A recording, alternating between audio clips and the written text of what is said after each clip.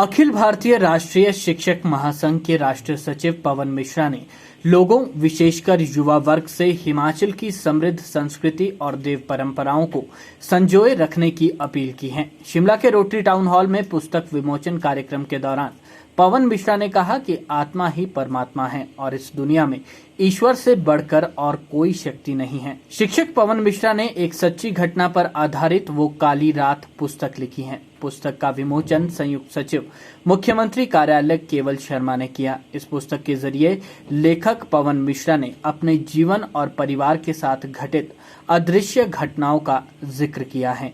वर्तमान में मैंने देखा कि हम शायद अपने संस्कार और संस्कृति को भूले हैं और शायद उसी भूल के कारण जो मेरे परिवार ने सहा, जब मैं नाभा सेट नंबर 2 ब्लॉक में शिफ्ट हुआ तो 5-7 दिन के बाद ऐसी घटना शुरू हुई।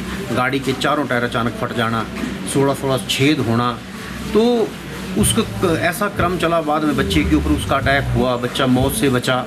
तो जब हमने सारे इस चीज़ को देखा तो मुझे ऐसे लगा कहीं ना कहीं हम शायद जो हमारी भावी पीढ़ी है उसने हमारे जो संस्कार हैं, हमारे जो पूजा पत्ती है, उसमें कहीं ना कहीं उनका विश्वास टूटा है। तो इस घटना के साथ साथ मैंने उस चीज़ को उजागर करने का प्रयास किया है कि हमारा जो ये संस्कार है, हमारी जो संस्कृति है, हमारे जो मंत्र हैं, इनमें बहुत ताकत है, परंतु बीच में कुछ जो ओझा हैं जिनको शायद पूरा ज्ञान नहीं है, वो लोगों को भटकाते हैं और उस भटकाव के कारण लोगों का विश्वास जो है हमारी संस्कृति के ऊपर से उठ रहा है। ऐसे मैं सच्ची घटनाओं का वर्णन भी किया है।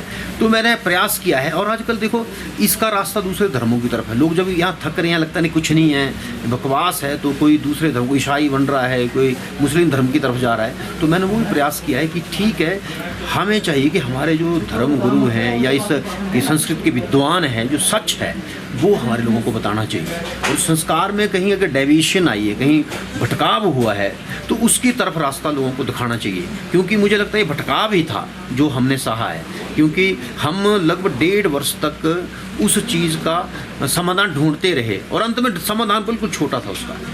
जब हम अंतिम जगह गए तो प्रसाद खाया और सब ठीक हो गया।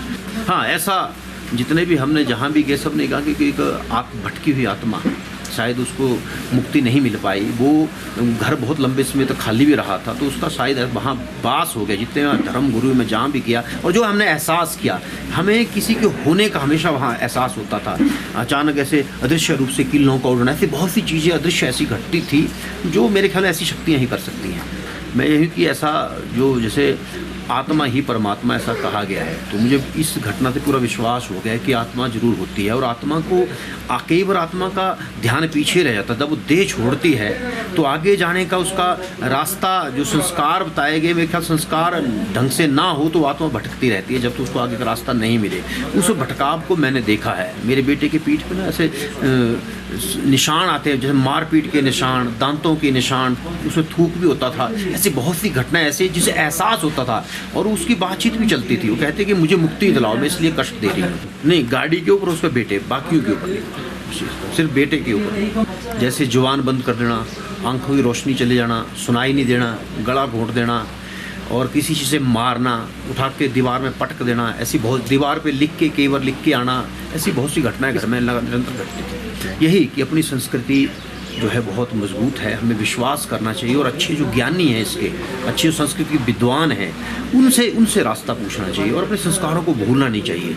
अगर आत्मा ही परमात्मा है तो शायद आत्मा का परमात्मा के में विलय के लिए कुछ न कुछ तो धर्म पे विश्वास करना ही चाहिए। बिल्कुल, अब इस घटना से तो यही हुआ कि अगर ये चीज़ें हैं तो परमात्मा भी है और ऐसा परमात्मा, आत्मा ही परमात्मा है।